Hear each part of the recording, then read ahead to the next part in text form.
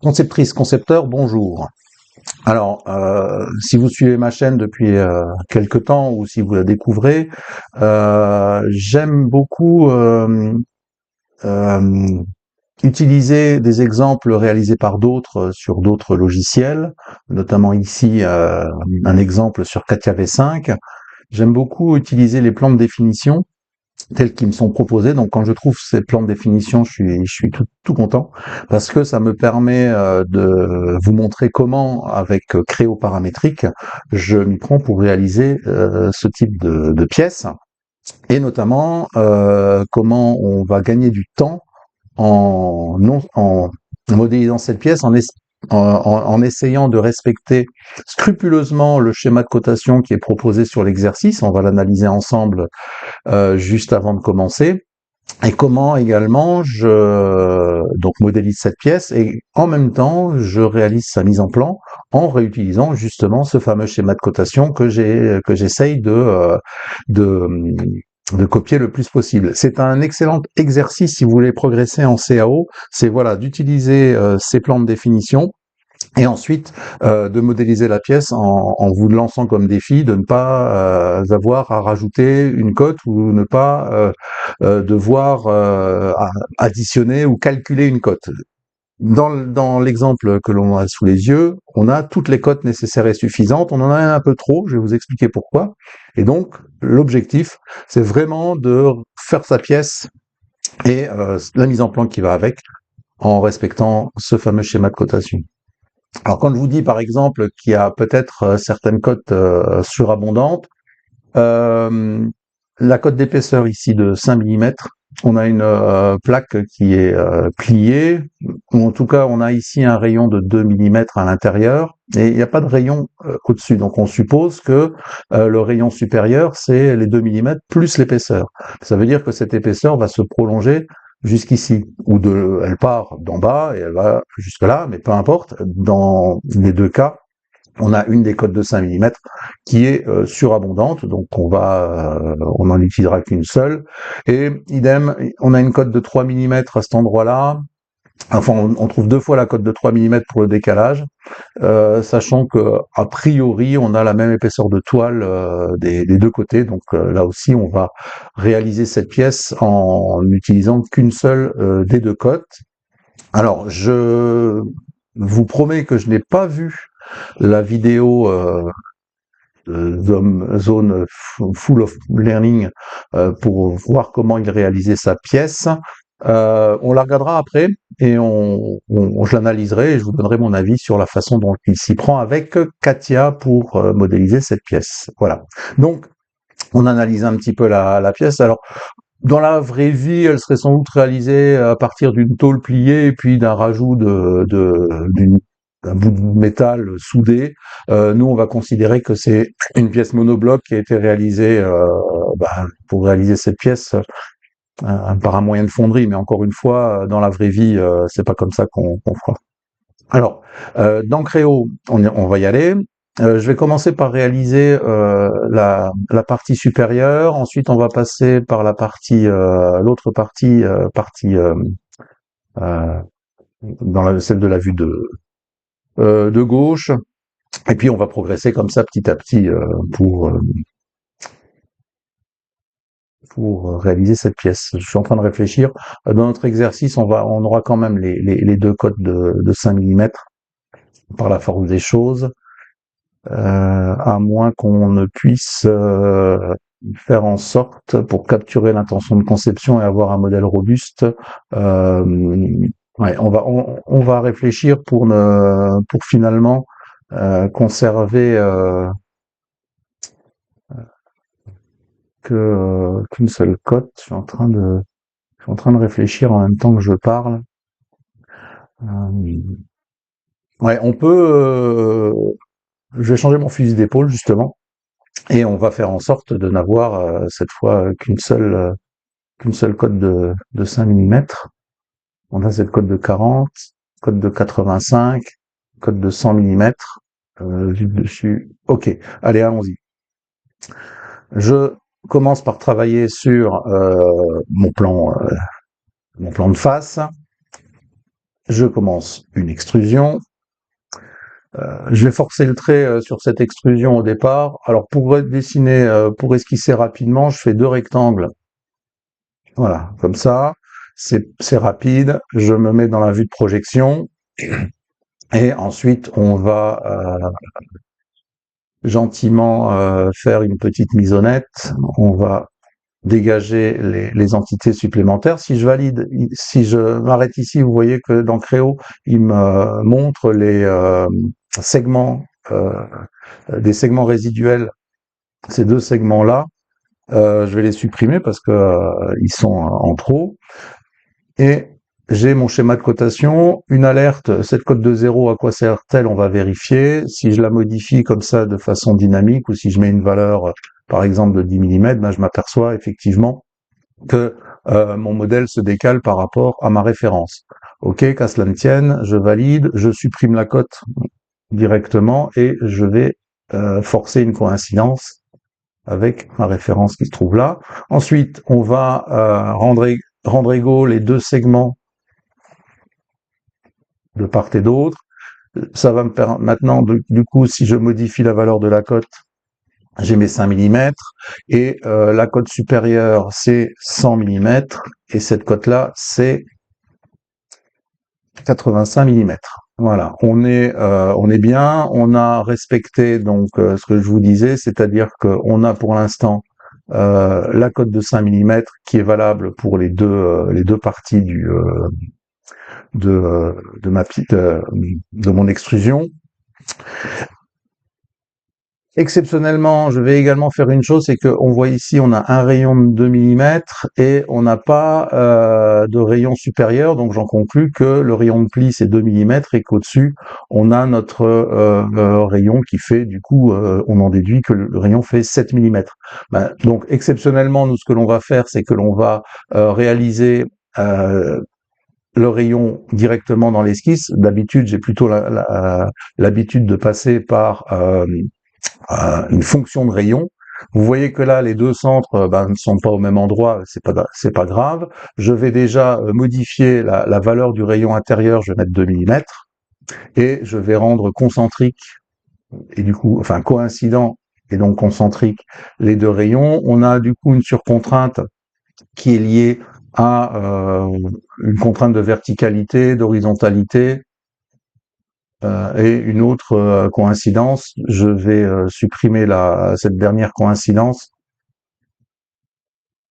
Ben, en fait, c'était la contrainte que j'avais rajoutée, donc hop, je la repositionne et je détruis. Ah oui, ben en fait, du coup, le fait d'avoir mis ce rayon, enfin, d'avoir mis la contrainte de concentricité entre les 2 rayons, fait que automatiquement on a la contrainte de longueur égale sur les extrémités qui était devenue surabondante. Voilà. Donc là j'ai mon premier jet. Je vais valider. Il m'indique qu'il lui manque qu'il y a quelque chose d'incorrect dans mon esquisse. Effectivement, il lui manque apparemment une contrainte de cotation. Je vais lui indiquer la deuxième contrainte de cotation sur le plan vertical et on va rendre coïncident le segment avec ce plan vertical. Voilà. Donc maintenant, la section est parfaitement cotée. Je valide et je vais pouvoir lui indiquer directement une symétrie. Et d'après le plan, on a noté que cette partie-là faisait 40 mm de profondeur. Voilà. Maintenant, qu'est-ce que l'on peut faire? Bah déjà commencer la mise en plan, comme je vous le disais. Là où on va pouvoir gagner du temps avec un outil de CAO, c'est de faire évoluer, de créer sa mise en plan en même temps que l'on modélise la pièce.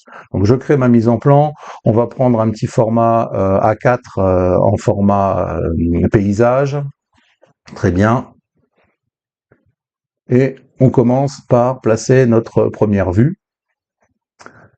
Je vais prendre la vue de face, et ensuite on va en déduire les autres projections. C'est très facile, il suffit de glisser ici, de glisser à cet endroit-là. On peut rajouter une vue générale Hop, on peut rajouter une vue générale à l'endroit, à un endroit de notre plan, peu importe. On va se mettre dans une vue ISO comme ceci, on pourra en mettre d'autres. Cette vue-là, je vais juste lui préciser que je veux voir la pièce en ombré et je vais lui imposer une échelle. Je vais lui poser l'échelle 0,5, mais aux autres vues, je, je vais passer sur une échelle 1. Voilà. On verra si au fur et à mesure que la mise en plan évolue, s'il faut changer l'échelle, l'augmenter ou la diminuer, en tout cas, ou changer de format.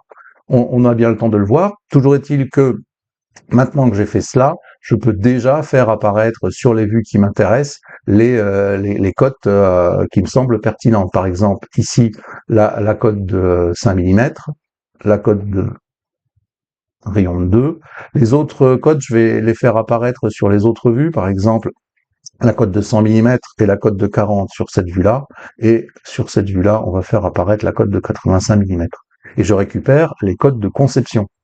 C'est très important parce que j'ai maintenant une associativité bidirectionnelle entre le plan et le modèle 3D. Si je modifie cette cote de 40 mm, si je la passe par exemple à 50, que je régénère, eh bien le modèle 3D se met à jour et on va pouvoir s'apercevoir que ça marche dans les deux sens. J'ai ici les 50 mm, je repasse à 40, c'est à jour, je repasse dans ma mise en plan, hop, c'est à jour. Voilà. Donc, et si si j'enregistre la mise en plan, eh bien, ça va enregistrer à la fois la mise en plan et le modèle. Bien, continuons. À présent, on a le choix, soit on peut attaquer directement cette partie-là, ou alors on peut s'occuper des parties élargies de part et d'autre du modèle. Ça ira assez vite de faire ces deux parties-là. On va commencer par celle-ci sur la vue de dessus. Donc, on a une largeur de 80. Ici, on a une cote de 53 et puis on a une cote de 130 sur cette partie inclinée. Très bien. Et on travaille sur la vue de dessus. Donc, on y va. Mais sur cette partie-là, on va prendre comme plan d'esquisse ce plan-là. On va donc esquisser une extrusion. Comme extrusion, ce que je vais faire, c'est qu'on va travailler hop, en prenant je commence par modéliser la demi section, je récupère avec la touche Alt cette référence, je me positionne dessus, je viens sur la ligne de symétrie et je fais une symétrie à miroir, hop, par rapport à cette ligne-là. Tac. Ce qui fait que automatiquement, en faisant cela, je récupère des contraintes de symétrie, donc ça me va bien. Je récupère les codes qui m'intéressent, notamment cette cote, je me souviens plus du coup, 80, vérifions. Ouais, c'est 80 et l'autre code fait 53. Et ensuite, il me reste simplement à ajouter une cote qui n'apparaît pas directement dans mon esquisse, c'est la cote d'angle de 130 degrés. Donc celle-ci, je vais aller chercher la fonction de cotation, je sélectionne cette face, cette arête, et je place ma cote, et elle fait 130. Voilà, pas de problème, je peux largement laisser mon esquisse pénétrer dans ma pièce. On va juste que je me méfie, il risque peut-être d'y avoir un souci si... je vais vous montrer, on va faire un exemplaire. Il peut y avoir un souci si la pointe, cette dimension-là diminue, la pointe pourrait se mettre à traverser de l'autre côté. On va voir ce qui se passe. On va voir ce qui se passe. On valide notre esquisse. Et là, je vais attraper la petite poignée qui se trouve à cet endroit-là. En prenant la petite poignée, je peux comme ça changer l'épaisseur de ma fonction, mais en appuyant sur la touche Shift et en tirant sur la petite poignée, je vais pouvoir lâcher sur la face inférieure et du coup, mon extrusion fait exactement l'épaisseur de matière. Alors ce que je vous disais, c'est que on risque d'avoir des phénomènes un peu surprenants. Si maintenant je décide de modifier cette cote de 100 mm, je la passe par exemple à 60. Et ben, ce qui va se passer, on a le phénomène suivant, c'est que effectivement, là, ça vient déborder, y compris si je mets une cote de 80. Donc, dans mon intention de conception, j'ai ce phénomène qui apparaît et qui risque d'être préjudiciable. Je vais me remettre sur la cote de 100 mm. Et donc, ce que l'on peut faire pour éviter cela, ou en tout cas pour avoir un modèle un peu plus robuste, bon, il y a quand même des dimensions qui risquent de poser des problèmes, mais d'une manière générale, on va quand même essayer de le rendre un petit peu plus robuste en venant modifier légèrement l'esquisse et en partant sur une esquisse ouverte à cet endroit-là. Donc, je vais faire une misonnette de la manière suivante. On va prendre comme référence alors, j'ai déjà cette face-là en référence. Je prends cette face-là comme référence et ensuite je viens éliminer ces segments. Alors, vous voyez que il m'a rajouté une cote à cet endroit-là. Pour faire en sorte que cette cote disparaisse, eh bien, je vais simplement placer une contrainte de verticalité entre les deux sommets. Alors, en faisant cela, j'ai seulement cette cote-là qui pilote mon esquisse. Je valide et le fait de faire comme ceci une section ouverte ne pose pas de problème à Créo, hein, et on va revoir dans cet exercice toute la pertinence de faire des esquisses ouvertes lorsqu'on en a l'occasion. Si je reprends ma section précédente, je vais déverrouiller cette cote.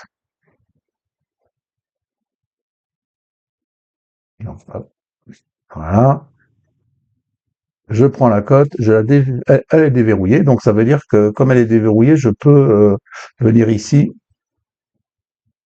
voilà, modifier dynamiquement ma section et vous voyez que même lorsque je me rapproche de mon rayon, eh ben, je n'ai plus la pointe qui dépasse de l'autre côté du rayon. Alors évidemment, à un moment donné, il y a des incompatibilités géométriques, c'est-à-dire que si je descends au-delà d'une certaine cote, eh bien ma fonction disparaît, elle ne peut plus se régénérer. C'est logique.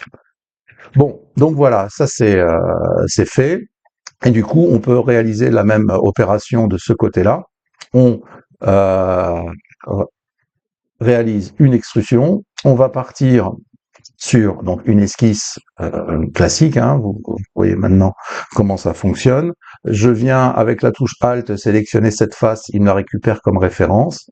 Je trace mon esquisse. Hop, verticalité. Avec la touche Alt, je prends cette face-là et je m'accroche dessus. Il me propose un premier schéma de cotation, mais celui-ci ne m'intéresse pas. Je vais faire la symétrie des entités qui existent déjà, et vous voyez qu'il adapte le schéma de cotation. Le fait d'avoir fait une symétrie, il a remplacé mon demi-segment par un segment complet, et ce qui explique pourquoi la contrainte de coïncidence qui existait entre ce sommet et puis ma phase de référence n'existe plus. C'est pas dramatique, je la replace. Donc je refais une coïncidence entre ces deux entités, la cote disparaît. Je vérifie maintenant les dimensions que je dois appliquer. On a une cote de 65 et une cote de 35, avec un angle de 140 degrés. Donc 65, 35, 140. Hop, 65, 35. Et cette cote-là ne convient pas parce que c'est la cote opposée que l'on doit gérer. Eh bien, on y va, on place la cote 140. Voilà. C'est rapide, je valide mon esquisse, là aussi esquisse ouverte, hein, on est bien d'accord maintenant, et avec la touche, la poignée et la touche Shift, je viens sur la face et c'est réglé. J'en profite, ça fait deux fonctions, je retourne dans ma mise en plan, la mise en plan est à jour et je peux donc sur cette vue-là faire apparaître les dimensions de la fonction que je viens de créer. Il suffit simplement que je clique les cotes pour qu'il les conserve dans la vue. C'est extrêmement rapide, c'est extrêmement, c'est intuitif. Je peux ensuite déplacer les cotes, voire je peux prendre les cotes et puis j'ai une fonction qui me permet de faire une misonnette ou de faire une mise à jour des cotes pour qu'il me les place correctement. Vous voyez par exemple là j'ai la cote de 100 mm et la cote de 53 qui se chevauchent. Je les sélectionne tous les deux. Je fais ma petite misonnette et hop, j'ai comme ceci les cotes qui sont proprement espacées. Donc tout va bien. Et après, pour fignoler, c'est pas exactement le but de l'exercice, mais on prend les cotes, on les déplace avec un bouton de droite, on agit sur la position de la flèche et ça permet comme ça d'aller vite, de faire une mise en plan rapidement. Et ça me permet aussi de vérifier que mon schéma de cotation correspond bien au sujet de l'exercice. Hein. Pas de souci là-dessus. Cette cote-là, d'ailleurs, ce que je vais faire, c'est que je vais plutôt la mettre de l'autre côté. Elle a plus de sens de ce côté-là. Et on peut, comme ceci également, euh, tirer sur les lignes de rappel de manière à rendre le dessin plus lisible. Voilà, comme ça. Très bien. Je sauvegarde, j'enregistre plutôt, et je retourne sur ma pièce. Donc maintenant que j'ai réalisé les deux pattes, enfin les deux extrémités de ma pièce, je vais ajouter les rayons sur ces arêtes. Je peux les faire maintenant, j'aurais pu les faire plus tard. Ils font 10 mm de rayon, j'en sélectionne première arête avec la touche contrôle, deuxième arête avec la touche contrôle, troisième, puis quatrième. Voilà, on a un contrôle parfait de ce que l'on fait, on voit bien les rayons et je peux aller mettre ça à jour sur ma mise en plan. Vous voyez que les rayons sont présents sur les vues. Je sélectionne cette vue-là, je fais apparaître les dimensions. Mon rayon 10, il se trouve à cet endroit-là. Je valide. Et puis pour me donner un petit peu d'air, on va changer le format. Hein. On peut le faire à tout moment dans Créo. On va prendre un format A3. Hop, il se met à jour. Et je redispose très vite les vues pour que ça corresponde à ce que je souhaite. Un zoom, plein écran. C'est parfait. Maintenant que l'on a fait ça, on va s'occuper vraiment du gros du travail, c'est-à-dire cette partie-là. Et pour ça, vous allez encore une fois remarquer tout l'intérêt de faire des esquisses ouvertes. On va s'occuper comment on peut appeler ça, du pivot, du support pivot. On a un rayon extérieur de 15, on a une position du centre à 19 et on a une cote qui se trouve là de 50. C'est la position de ce point par rapport à cette face. Alors allons-y. Dans Créo, on va travailler sur le plan. Celui-ci, c'est le plan face. Je dessine, je crée une extrusion.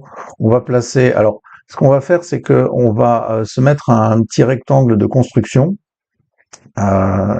positionné par rapport à ce point. Et vous voyez que si je fais attention, j'ai loupé la construction, c'est pas dramatique. Si je fais attention, je vais obtenir un carré. C'est ce qui m'intéresse. Donc là, j'ai été un peu vite. Je vais le transformer en rectangle de construction. Le fait d'avoir fait un carré, ça m'évite de devoir positionner dans mon esquisse la cote de 135 degrés qui se trouve là.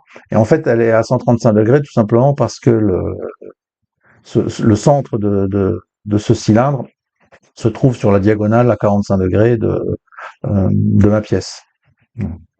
Donc c'est simplement une construction géométrique. Maintenant, je vais continuer mon travail. Un cercle, ensuite un segment de droite. Vous voyez, hop, on descend jusqu'ici. On peut faire le contraire, c'est-à-dire partir de la référence et aller vers le cercle, ce qui fait que il va me trouver une tangence. Là, je n'ai pas la tangence, c'est pas grave, j'ai la possibilité d'ajouter facilement la contrainte, comme ça. Et ensuite, on va tracer une ligne de construction, voilà, qui passe par le centre et ce point-là, ce qui me permet ensuite d'ajouter une symétrie sur les deux extrémités que l'on a là, ce qui, là aussi, me permet d'avoir un schéma de cotation correct. Et je fais un petit peu de mise au net, je gomme les arcs de cercle, non, je n'ai pas besoin. Qu'est-ce qui nous reste comme cote? On a un rayon. On a dit que ce rayon, c'était un rayon de 15. Parfait. On a une dimension de 17 à cet endroit, mais c'est pas celle-ci qui m'intéresse. On va placer la dimension, le centre entre cette face-là. Et là, on a 19. Et de la même manière, on a un angle. Moi, c'est pas l'angle qui m'intéresse, c'est la cote qui sépare cette référence de ce point. Et cette cote-là vaut 50. Voilà. Et ce qui est extrêmement simple, et surtout, le plus important, c'est que c'est une esquisse ouverte.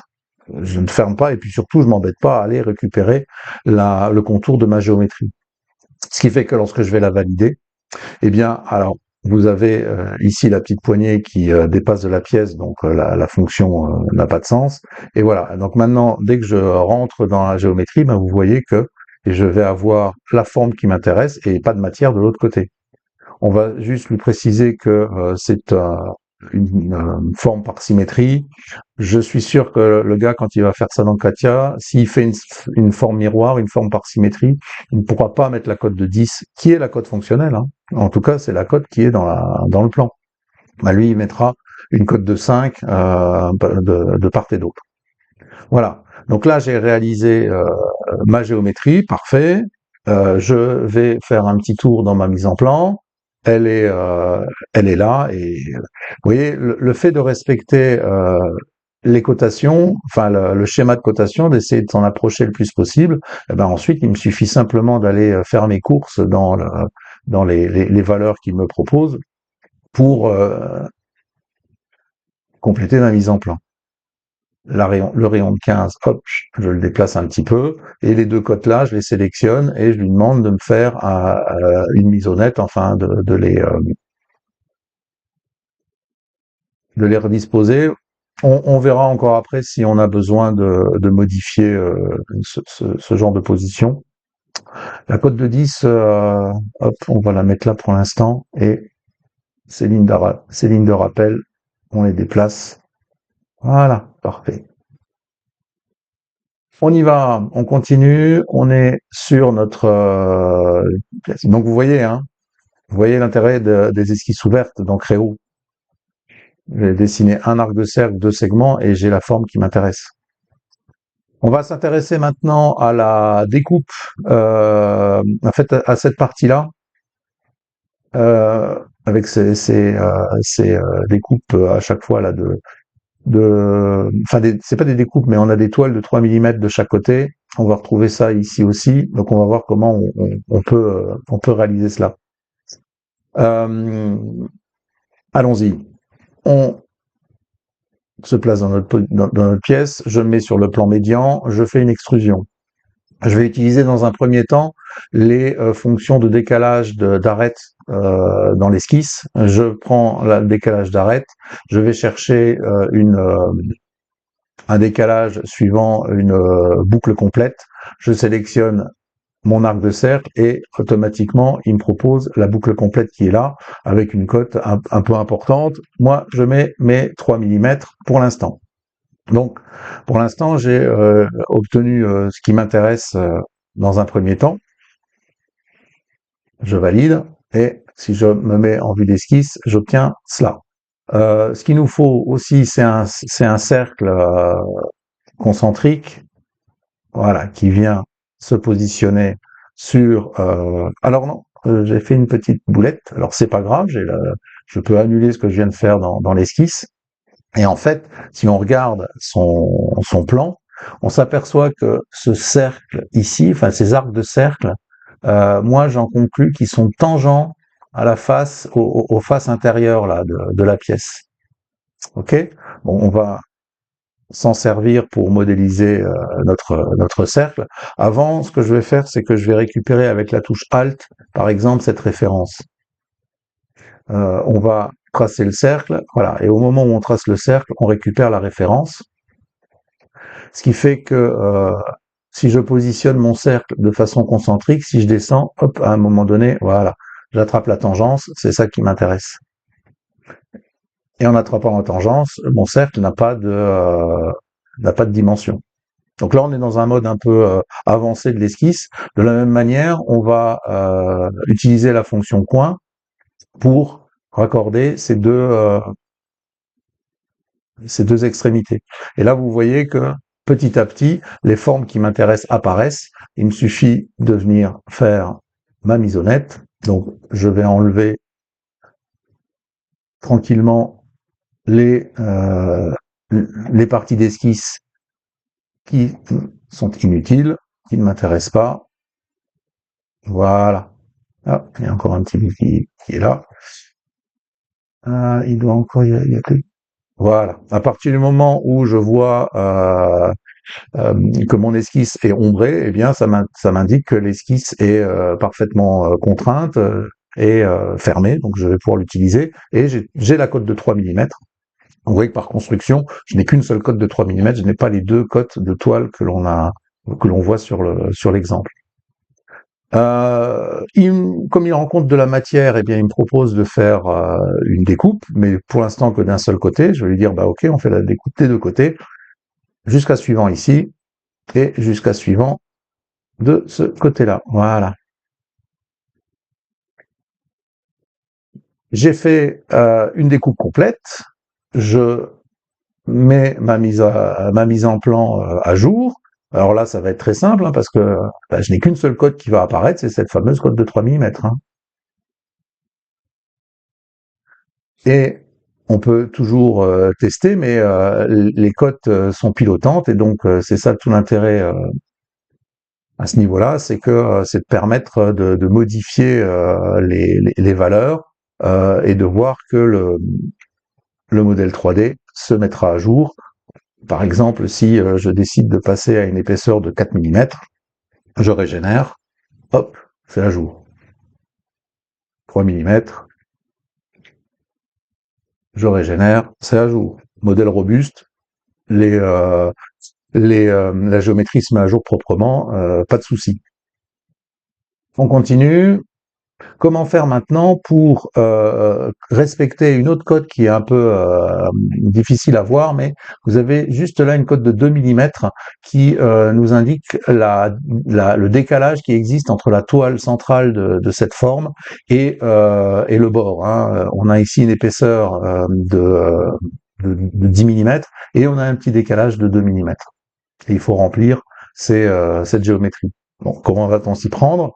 Eh bien, on va faire preuve d'un petit peu d'astuce, c'est-à-dire que pour remplir ces deux vides, on va faire un balayage.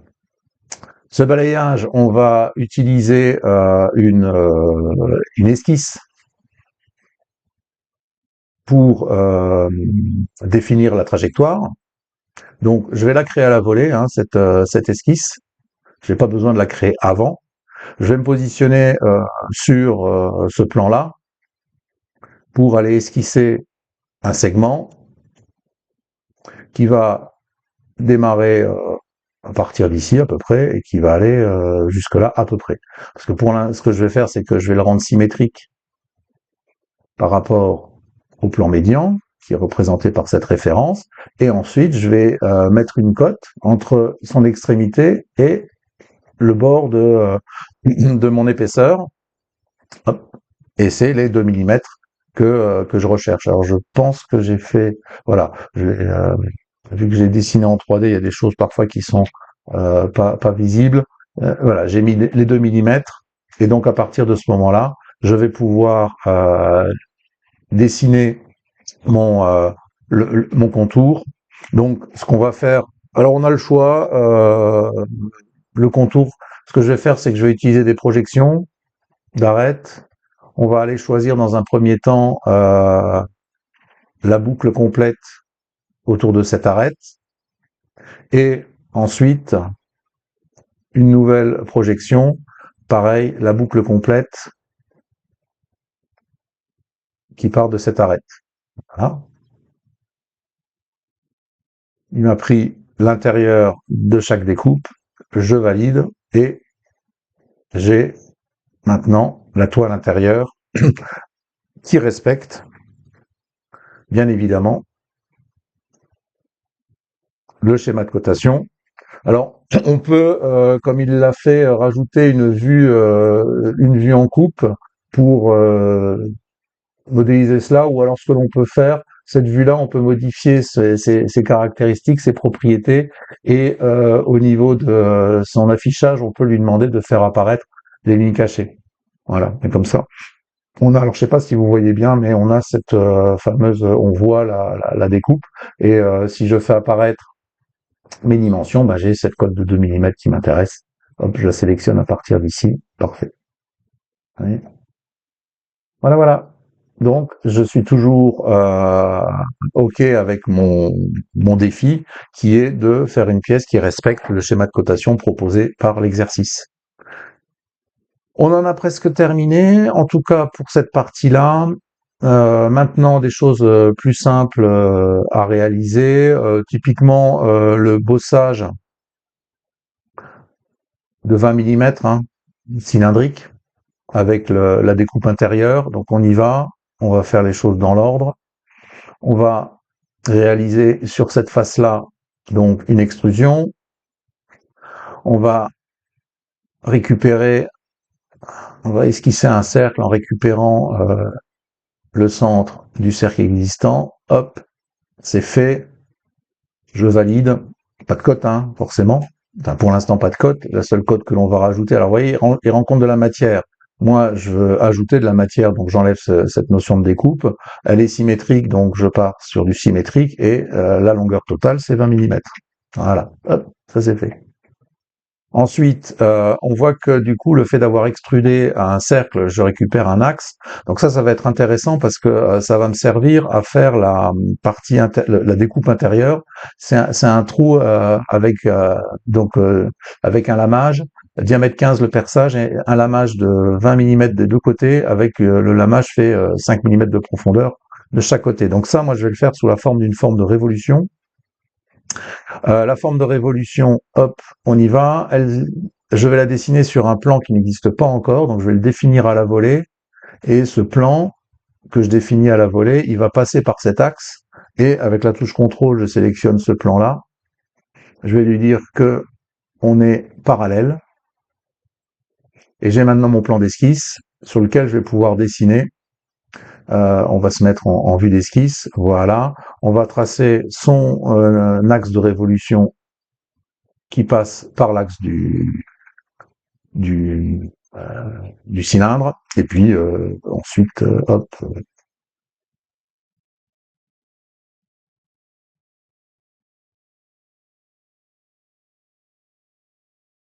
on essaye, voilà, d'attraper des contraintes à la volée, comme des égalités. Alors, toutes les contraintes n'ont pas été attrapées à la volée, bon, comme par exemple la symétrie par rapport à cette référence, c'est pas grave, on y va. Et vous voyez que j'ai les différentes cotes de diamètre sont présentes. Là aussi, dans Katia, je sais que la plupart du temps, ils ne mettent pas des cotes de diamètre, ils mettent des cotes de rayon. Et il me manque la cote de profondeur du lamage, qui est là, qui fait 5 mm. Voilà, c'est parfait. Je valide. C'est une découpe à l'intérieur, une découpe comme ceci. Vous voyez, j'ai de nouveau fait une esquisse ouverte, hein, aussi, c'est important de le souligner. Ça c'est fait. On a encore une chose à faire, c'est à s'occuper du perçage qui est du petit perçage M5 qui se trouve là, qui traverse. Alors du coup là, on va mettre la cote de 135 degrés. On pourrait s'en sortir autrement, mais on va le faire comme ça. Alors ce perçage, il va être positionné par rapport à vous allez voir comment on va s'y prendre. Le perçage, on va le coter de façon linéaire. Une de ses premières contraintes linéaires, ça va être... alors déjà, on va s'occuper de son plan de placement. Son plan de placement, il n'existe pas encore. Donc, et pour respecter la cote de 135, je vais avoir besoin de deux plans de deux plans créés à la volée. Un premier plan créé à la volée qui passe par l'axe et qui forme justement un angle de 135 degrés par rapport à ce plan-là. Hop, j'ai mes 135 degrés, alors voilà, très bien. Et ensuite, le véritable plan de placement, il n'est pas offset, il est il est perpendiculaire, donc normal par rapport au plan que je viens de dessiner, et il passe également, avec la touche contrôle, par cet axe. Voilà. C'est ce plan-là qui me sert de plan de placement pour mon perçage. Et à partir de maintenant, je peux sélectionner les références du perçage. Vous voyez, je prends mon temps pour bien vous montrer comment je réalise. Je prends la petite poignée, je la place sur ce plan-là, et là, on va être aligné. Et ensuite, la deuxième poignée, la deuxième référence, je peux la sélectionner avec la touche contrôle, et on est également aligné. Ce qui fait que mon perçage va bien partir et bien positionné correctement. Et ensuite, on va partir à l'opposé, on va aller jusqu'à suivant, on va même faire là, on va faire un à travers tout. On peut choisir un trou, un perçage standard. C'est un perçage M8, voilà, et dont le taraudage est lui-même débouchant. Voilà, je valide et j'ai mon perçage M8 débouchant. J'enregistre ma pièce, pas de bêtises, m'enregistre la mise en plan, pas de bêtises, et vous voyez que le perçage apparaît à cet endroit-là, et on va pouvoir le trouver sur cette vue-là. On peut sur cette vue-là, on peut modifier la. Alors on le voit pas très bien déjà parce que j'ai pas les lignes cachées, mais alors c'est pas grave. Je peux prendre ma vue, je peux la redéfinir, je peux aller à la volée créer une section, une coupe. Donc la coupe n'existe pas encore. On va faire une coupe plane que je vais appeler A, et je vais la faire passer par le plan face. Comme ceci. La coupe, ça va pas être une coupe complète, ça va être une coupe locale. La coupe locale, elle va s'appuyer sur ce point-là, et je fais une spline comme ça tout autour de mon détail, et je lui demande de me faire apparaître les flèches de coupe sur cette vue-là. Et hop, là, j'ai ma coupe qui apparaît là. Du coup, on voit apparaître le trou M8. Ça me paraît gros, le trou M8, c'est pas grave. Voilà. Et je peux faire un double clic sur les hachures et changer leur angle, leur dimension directement à cet endroit-là. Et sur cette vue-là, on va faire apparaître les dimensions. Donc, ce qui m'intéresse, c'est de faire apparaître le M8. Alors, il s'est sauvé par là, c'est pas grave. Je le chope. Les 135 degrés dont on parlait tout à l'heure. Et puis, pour le reste, les autres cotes, on les fera apparaître sur une autre vue. Donc on a ça. On peut aussi faire apparaître les axes qui vont nous intéresser. Donc cet axe-là et puis l'axe du perçage.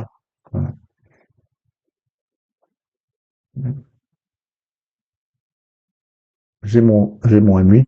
Je vais vérifier parce qu'encore une fois, je suis pas certain. J'ai peut-être un M5. Sur la vue là, c'est un petit peu petit. C'est un M5. Bon, c'est pas dramatique, hein. Tout l'intérêt de la chose, c'est-à-dire que l'on peut modifier la valeur de la cote. Alors ici, alors c'est pas une cote qu'on modifie directement dans le 2D. On va juste redéfinir le perçage. Donc dans l'arbre du modèle, pourquoi pas. Et au lieu de partir sur un M8, on va partir sur un M5. Voilà. C'est tout simple, je valide, c'est fait, et dans la mise en plan, bah forcément, la mise en plan va se mettre à jour. J'ai mon M5. Ok. Ce que l'on peut faire aussi, c'est que on peut créer pour faire la cotation du trou. On peut se placer sur cette vue-là, ou alors on peut aller dans le 3D pour préparer sa coupe. Ça c'est intéressant aussi. C'est-à-dire que je veux faire passer une coupe qui passe par l'axe. Et ben je vais aller créer cette coupe directement dans le 3D. On va se créer une coupe plane. On va lui dire qu'elle passe par un plan qui n'existe pas encore. On va créer ce plan. Il passe par l'axe. Je le sélectionne et avec la touche contrôle, je prends ce plan-là et je lui dis que il est parallèle. Voilà, donc ça va déterminer mon plan de coupe. Je la trouve ici, cette coupe. Donc je suis content. Je précise bien qu'il est pas sans part et je valide. Et je trouve, mais du coup, dans Créo, je trouve les deux sections à cet endroit-là. Celle-ci, je la renomme en coupe B.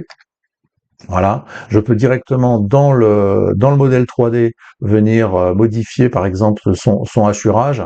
Ok. Et c'est tout l'intérêt, c'est que ça permet comme ceci de gérer directement depuis le 3D les coupes que l'on souhaite faire apparaître dans la mise en plan. C'est très pratique. En revanche, dans le 3D, hop, je la fais plus apparaître et pareil, les hachures, je les fais disparaître. Voilà, ça c'est fait. Et maintenant, je retourne dans mon plan 2D et cette vue-là, je vais la redéfinir. Et là, je peux me permettre sur cette vue-là de faire apparaître la section que j'ai créée dans le 3D, c'était la coupe B, de la laisser complète et venir placer les flèches de coupe sur cette vue-là. Et voilà.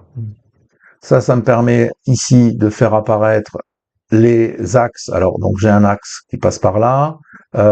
Cet axe-là ne m'intéresse pas réellement. Et puis, au niveau des dimensions, ben, je récupère les deux cotes. La cote de 20 mm qui est l'épaisseur et la cote de 5 mm qui est la profondeur du lamage.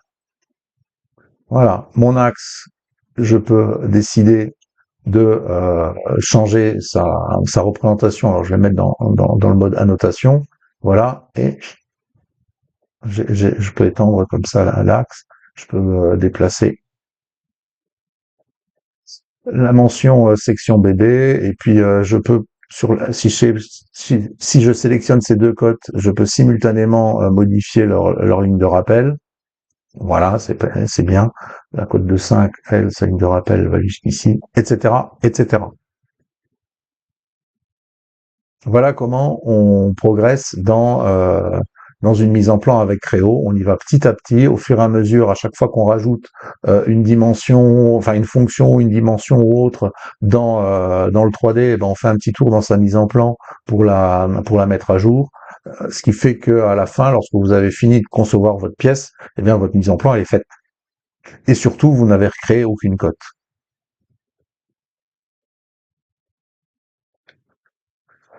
Je crois que j'en ai fini sur cette partie de ma pièce. Il reste donc deux choses à faire, c'est les perçages que l'on trouve sur cette vue-là, enfin sur cette partie-là et sur cette partie-là. Si je regarde sur le plan, les perçages du dessus, ils sont séparés donc 30, 20 avec un anthrax de 40 et ils ont un rayon. Bon, pourquoi pas. Alors j'ai dit que je le respectais. On a un rayon de 2,5 et on voit pas apparaître de rayon sur cette vue-là. Donc on va se servir de ces perçages-là comme référence pour ensuite créer cela et faire en sorte que mon intention de conception, que la cote de 2,5 soit bien la cote pilotante pour tous les perçages. Donc on commence sur la partie supérieure, c'est-à-dire ici. Alors je peux prendre mon plan de référence, je vais commencer par une esquisse. Alors cette esquisse, pour aller vite, pour placer mes perçages, je me mets en mode construction, je prends le rectangle centré et hop, je trace un rectangle ici. Et là, vous voyez que j'ai tout de suite la cote de longueur ou de largeur, peu importe, enfin les deux cotes du rectangle et une cote de position. Je vais mettre des points de référence sur les 4 sommets de mon rectangle. Au niveau des dimensions, 40 et 30. Donc là, on a 40. Là, on a 30. Et c'est pas cette cote-là qui m'intéresse, c'est l'autre, c'est-à-dire la cote entre ce segment et cette face-là. Et elle fait hop, 20 mm. Voilà. Donc ça, schéma de cotation, tout ça, c'est fait. On peut tout de suite faire la même chose sur cette face-là, donc qui correspond à ce plan-là. On utilise la même technique. Alors, ce qu'il y a de bien, c'est qu'il est resté sur le rectangle centré. Je passe en mode construction. Je sélectionne le rectangle centré. Donc, pareil, on met 4 points sur chacun des sommets de mon esquisse. Au niveau des dimensions, on regarde, on a 15, 25 et 35. Donc, 25, 35. Et, comme tout à l'heure, c'est la cote là qui m'intéresse, donc par rapport à la face. Et c'est 15. Hein. Voilà. Toc, c'est fait. Voilà. Ce qu'on va faire, c'est que dans Créo, si je veux faire un trou, avec la fonction trou, la fonction perçage, je ne peux pas faire un trou, à part si je l'esquisse, euh, je ne peux pas faire un trou qui a une cote de rayon. Un trou, c'est forcément une cote de diamètre. Donc, ce qu'on va faire pour respecter le schéma de cotation, eh ben, on va passer par une extrusion. Mon extrusion, c'est un cercle qui est centré sur ce point. Pour un cercle, il me propose une cote de diamètre, mais si je clique dessus, je peux dire, bah non, c'est une cote de rayon, et elle fait 2,5. Hop, on part dans l'autre sens. Du coup, il me fait une découpe, et on part jusqu'à suivant. Voilà. Donc là, j'ai mon premier perçage. Ce que je peux faire, c'est que on peut faire la chose suivante. Tiens, je vais essayer faire un petit peu de live. Je sélectionne cette fonction, donc cette fonction extrudée, je la copie et je vais faire un copie spécial. Copie spéciale, c'est-à-dire que je vais faire une fonction dépendante. Donc le fait d'être dépendante, c'est qu'il va me conserver les dimensions de cette fonction. Et je vais simplement lui dire que je la colle, mais en lui redonnant toutes les autres références. Donc, il me propose le plan qui m'a servi à l'esquisse, je vais sélectionner ce plan-là. Il me propose ce plan-là parce que c'est le plan qui a servi d'orientation pendant mon esquisse. Moi, ce que je vais faire, bah, justement, je vais inverser. Ensuite, il me propose le corps. Bon, c'est le même corps que l'on découpe. Et le point en question, ben, on va lui dire d'utiliser ce point-là. Je valide et hop, il me crée la fonction. Alors, elle est pas dans le bon sens, donc je l'inverse. Et du coup, j'ai une copie de mon extrusion et on peut vérifier si je modifie le rayon à cet endroit-là. On va prendre un rayon de 10 pour être bien. Vous voyez, ça va changer de l'autre côté.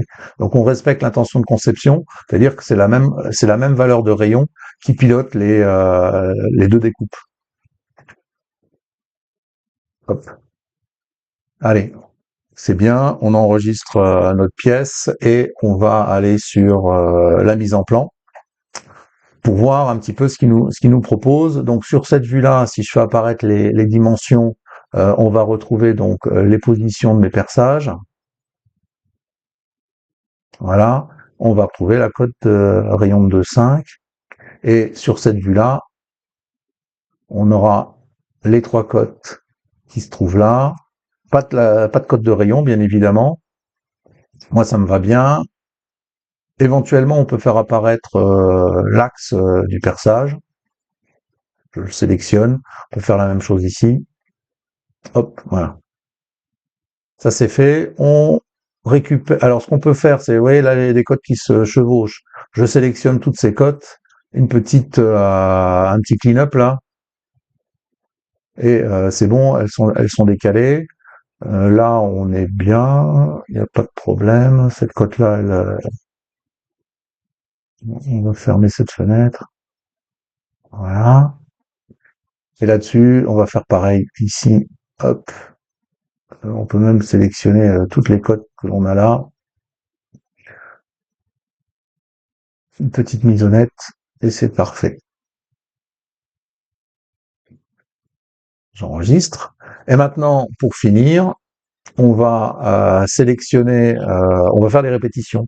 Donc je prends cette découpe, je fais une répétition. La répétition par rapport aux points, et les points, c'est les points qui ont servi d'esquisse. Ça c'est fait, et on va faire la même chose avec la découpe du dessous. On va faire une répétition exactement de la même manière par rapport au point que l'on a sélectionné, on valide, et hop, on a notre répétition. Voilà. On peut masquer maintenant les plans, les axes et autres, et on finit notre mise en plan en faisant apparaître, sur les différentes vues, on va faire apparaître les axes. Alors, je sélectionne toujours à la souris. J'ai pas besoin de quitter la case de dialogue. Hein. Je clique l'autre vue, hop, automatiquement, je m'occupe des axes de l'autre vue. Et sur celle-ci, eh bien on va en sélectionner que deux. Hein. C'est pas la peine de sélectionner les axes qui se superposent.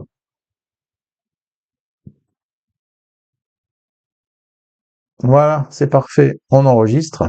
Et maintenant, on peut comparer ma réalisation et le sujet de base pour s'apercevoir que j'ai respecté l'ensemble des contraintes. J'ai exactement les mêmes cotes. Alors j'ai pas exactement les mêmes vues parce que je n'ai pas fait les coupes comme ceci, mais j'ai respecté euh, mon engagement. Et l'avantage que je vais avoir avec cette méthode, c'est que effectivement, c'est ma cote, c'est ma mise en plan pilote le modèle. Hein, il y a pas de problème là-dessus. Cette ligne de rappel, cette ligne de code, je vais plutôt la mettre par ici.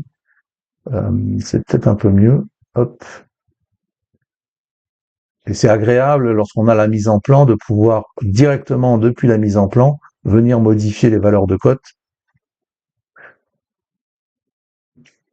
Et quand on régénère, la mise en plan se met à jour. J'ai pas besoin de venir la, la mettre à jour. Hein. Enfin, je suis sûr que à la fois la mise en plan et le modèle sont à jour. Hein, pas de problème.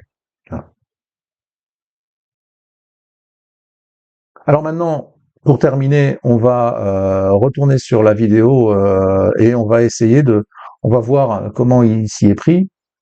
Je vais passer en vitesse rapide et je vais faire une analyse critique de la façon dont il travaille.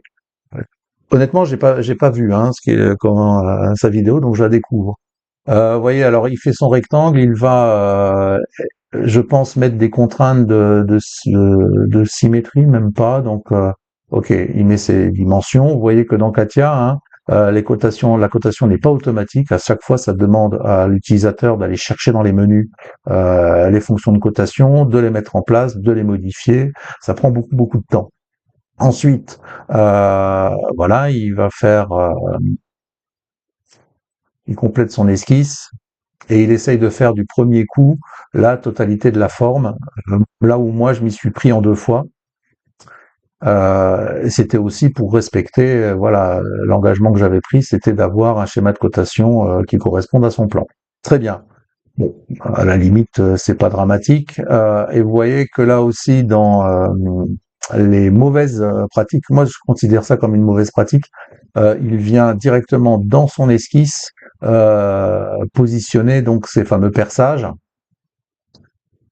On a vraiment, on se rend assez vite compte que ce sont des personnes qui ont longtemps travaillé en 2D et qui n'ont pas intégré la notion de fonction pour réaliser ces opérations. Je vais juste revenir un tout petit peu en arrière. Je vais regarder. Je ne sais pas si lui-même respecte son schéma de cotation. C'est-à-dire que là, ok, on a bien, il a mis une cote de 20 mm, et il a mis déjà, oui, il a mis un diamètre 5 sur son perçage, alors que sur le plan, c'était rayon de 5. Donc, il ne respecte pas son propre schéma de cotation. Et là aussi, hop, je reviens un tout petit peu, il laisse la cote de 20 mm, mais pas la cote d'anthrax à 40. Et ça, enfin, entre guillemets, c'est normal dans le monde de Katia Dassault, c'est que les gars, quand ils font ce genre d'exercice, eh ben, ils vont recréer de toutes pièces la mise en plan. Ils vont replacer toutes les dimensions dans leur mise en plan. Donc, en fait, ils font deux fois le travail.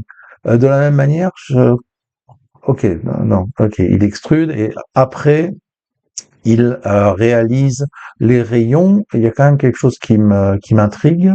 On va s'arrêter au moment où il définit la fonction. Hop. Donc là, il met une longueur de ah voilà, il a mis une longueur de 2,5 millimètres de part et d'autre du plan d'esquisse. Dans Katia, lorsque vous faites une extrusion miroir, vous ne pouvez pas mettre la cote hors tout, vous êtes obligé de mettre la demi-cote, ce qui fait que là encore une fois, ça ne correspond pas à l'intention de conception. C'est pas on a une pièce qui fait 5 millimètres d'épaisseur, pas 2,5 fois 2. C'est très important d'avoir ce genre de considération. Ouais, il va s'attaquer, donc je pense, à la deuxième partie, c'est-à-dire à la deuxième, euh, à l'autre partie de sa pièce. Il récupère les arêtes qui existent et hop, il fait son esquisse. Alors, il s'aperçoit qu'il a été un petit peu trop. Il rajoute un bout de segment, j'y crois pas. Il a rajouté un bout de segment là. Il n'a pas prolongé son segment, il l'a rajouté. Ah, c'est terrible ça. Ok. Mais ouais, pareil. Hein, son schéma de cotation, il s'en fiche un peu. Non, il a fait une symétrie.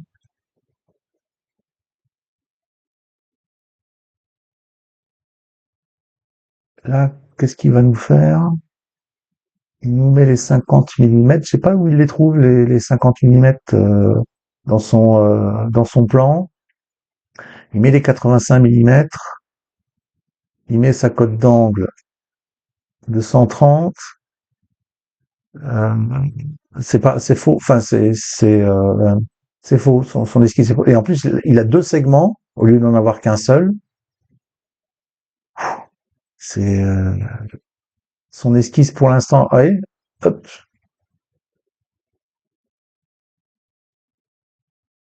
Du coup, donc ok, il met cette dimension. Vous voyez, on a nulle part, on a une cote de 53 là. On n'a pas la cote de 50. Il y a une cote de 53. La cote de 50, c'est celle-ci. Elle n'a rien à voir. Ou c'est une cote de 35, peu importe. Mais c'est pas bon.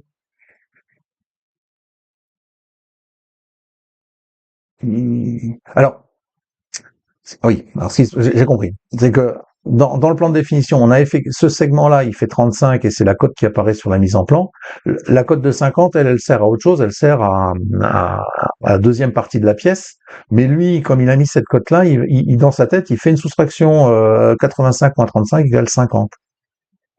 Et donc, ces deux segments, enfin, euh, c'est compliqué ce qu'il est en train de nous faire. Et maintenant, il va hop, mettre 140 degrés, ça, on est d'accord.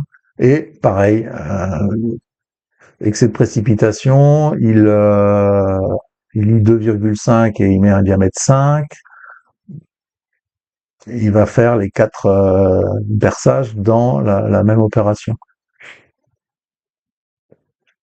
N'oubliez pas que lorsque vous, derrière, sur la partie manufacturing, sur la partie fabrication, on a des outils qui sont capables justement de repérer les fonctions. Donc, quand je fais un perçage, il va mettre une opération de perçage, alors que là, il fait simplement une découpe circulaire.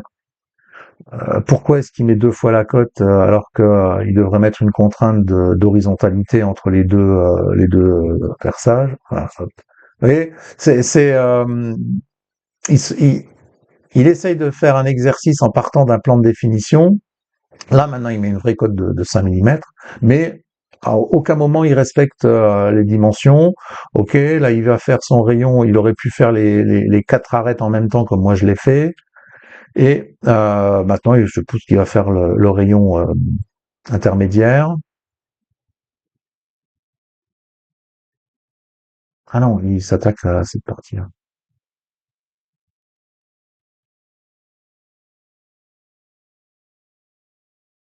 Donc, il a fait une copie de géométrie.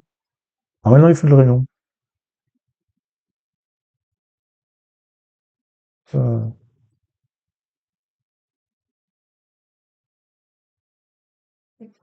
du coup, Du coup, c'est faux là aussi parce que il a mis, euh, il a mis un rayon. Je sais pas ce qu'il a fait, mais ce- ce- ce- il met un rayon de 2 millimètres à l'intérieur.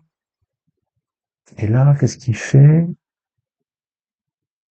Il fait une sorte d'esquisse. Non, c'est un rayon et il met combien? 4 millimètres. C'est pas bon. C'est pas bon. Nulle part t'as une cote de 4 millimètres dans ton exercice, mon gars. Et là, il refait un rayon de 2 millimètres. Alors, je sais pas ce qu'il fait. Bon, bref, petite erreur de manipulation, je suppose. Et il supprime. D'accord. Je sais pas ce qu'il fait. Il récupère les arêtes pour les projeter et il va attaquer son esquisse. Là, je pense que ça va lui prendre du temps. J'ai pas encore vu, mais je pense que ça va lui prendre énormément de temps.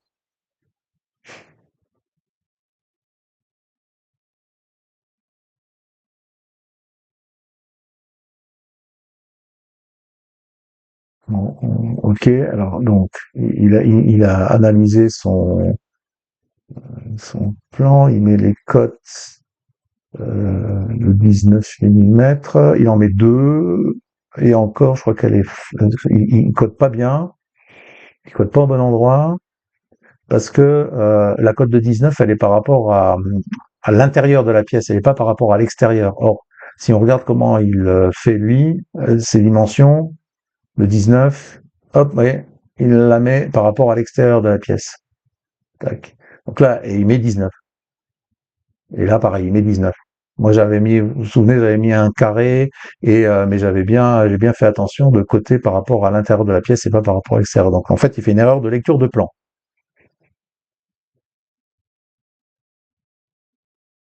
Alors, c'est bien dommage pour quelqu'un qui fait des tutos sur un logiciel comme Katia, qui se veut un logiciel professionnel, faire des erreurs basiques de lecture de plan.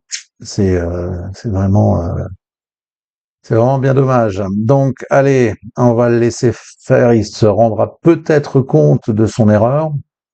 Euh, Nouvelle petite remarque dans la façon dont Katia gère les extrusions symétriques par rapport au plan d'esquisse. Il n'est pas possible de mettre la dimension hors tout. Normalement, ici, le cylindre il fait 20 millimètres d'épaisseur. Sur le plan de détail, on a 20 millimètres et lui, il met 10 millimètres en miroir, ce qui ne correspond pas à la cote fonctionnelle. Allez, on le laisse faire.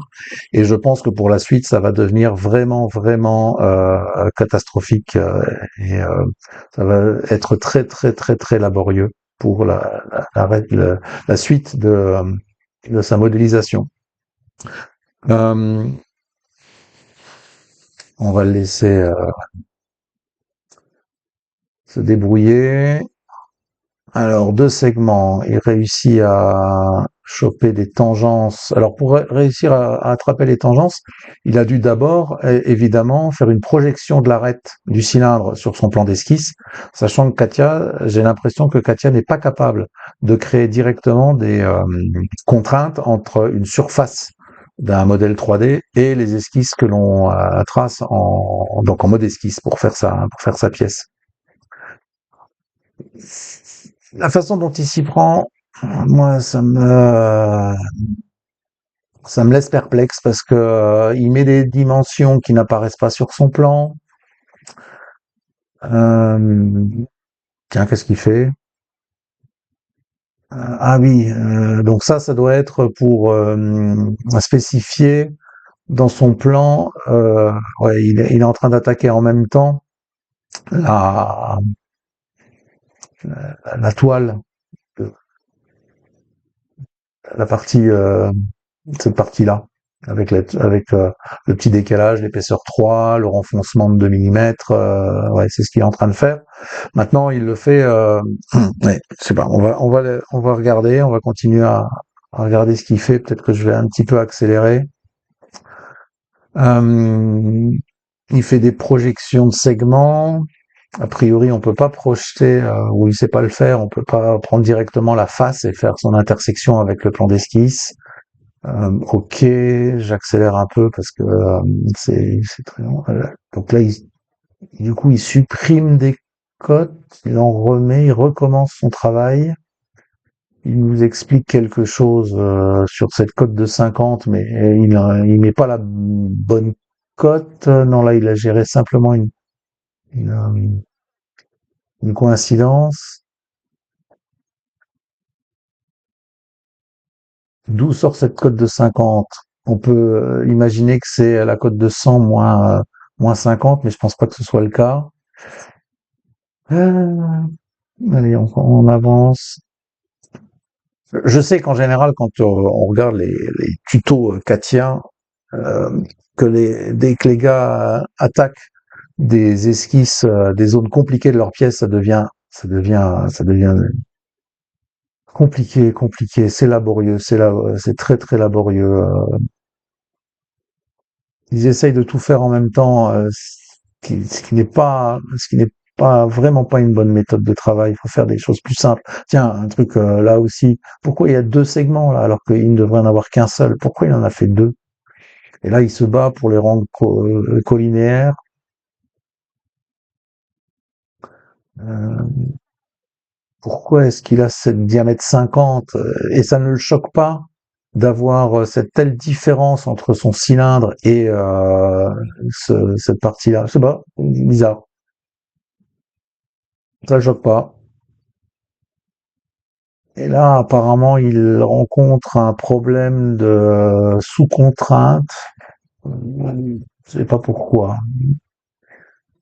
Ça a l'air vraiment de lui poser de gros, gros, gros problèmes. Il rajoute un petit bout d'esquisse. Il rajoute un petit bout de segment. Mon sentiment, c'est vraiment que ce gars-là est un utilisateur de logiciels 2D et il n'a pas bien intégré la façon dont on utilise un logiciel 3D. Il fait des esquisses beaucoup trop compliquées. Voilà, ça y est, il a remplacé son segment, ses deux segments par un seul. Apparemment, il arrive toujours pas à extruder euh, son esquisse. On avance, toujours pas, toujours des surcontraintes ou des sous-contraintes. Ah, par rapport à Créo, c'est pareil. S'il y avait une superposition, s'il y avait un problème à ce niveau-là, Créo, il nous l'aurait tout de suite indiqué par un gros point rouge. Il aurait mis les arêtes superposées en rouge. Dans Créo, on a des outils de diagnostic d'esquisse qui sont nettement supérieurs à ce que l'on peut trouver apparemment dans Katia, hein. Beaucoup plus efficaces et qui vous laissent pas galérer comme ça pour essayer de rendre une esquisse fermée. C'est c'est j'ai de la peine pour lui, hein. Franchement, il se débat comme un beau diable pour obtenir sa géométrie.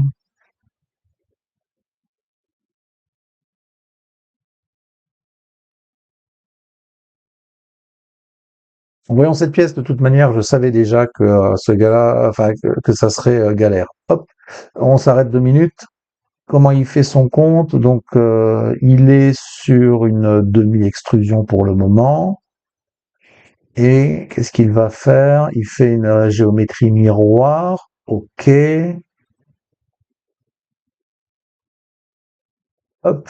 Et, euh, et voilà. Et il laisse. Et maintenant, il s'occupe de faire le perçage. Je crains le pire. Il va de faire, à tous les coups, il va faire un demi-perçage qu'il va ensuite, euh, qu'il va ensuite reproduire par symétrie. Il a vraiment du mal à lire le plan. Bon, OK, diamètre 20. Et voilà, il a fait un demi-perçage, profondeur 10, et ensuite il va faire sa symétrie. Donc, imaginez ce qui va se passer si le cylindre principal, ce cylindre-là, change de dimension et passe par exemple à 30 mm. Je vous laisse imaginer ce qui va se passer. Et je pense qu'il pense qu'il a fini la pièce, mais autre, autre erreur de lecture de plan, quand on regarde cette section, la section bébé, hein, qui est là. qui est défini à partir de ce plan de coupe, bah, c'est plein de matière, hein, ici, là. Il n'y a pas de vide, hein, dans cette partie-là. Non, il y a de la matière. Et on le sait parce qu'il y a en plus une cote là de profondeur 2, comme je vous l'ai expliqué, dans ma méthode, dans ma façon de lire, à la fois de lire le plan et de la façon de réaliser la pièce. Donc, cette pièce, c'est la façon dont il l'a faite là, c'est bourré, c'est vraiment bourré d'erreurs. Il y a rien qui vient, il y a rien qui va. Les rayons sont pas les bons. Là, on a une demi-épaisseur. Les cotes de découpe sont pas les bonnes. Cette grosse partie ici, c'est est liée à l'erreur de base. Vous voyez, on n'a pas. C'est beaucoup plus fin. Voilà, il y a rien qui va. Alors, je me fiche pas de lui, mais tu fais pas une vidéo sur YouTube lorsque tu maîtrises aussi peu à la fois le dessin technique et des outils de 3D. Euh, voilà, j'ai vraiment de la peine pour euh, pour ce gars-là. Il voulait faire preuve de bonne volonté en montrant à ses suiveurs, personnes qui suivent sa chaîne et qui regardent sa vidéo, comment on fait une pièce comme ça, mais c'est loupé. C'est loupé. Moi, je vais vous souhaiter une bonne continuation et je vous dis à bientôt pour d'autres explications de texte sur d'autres sujets qui ne manqueront pas d'arriver. À bientôt.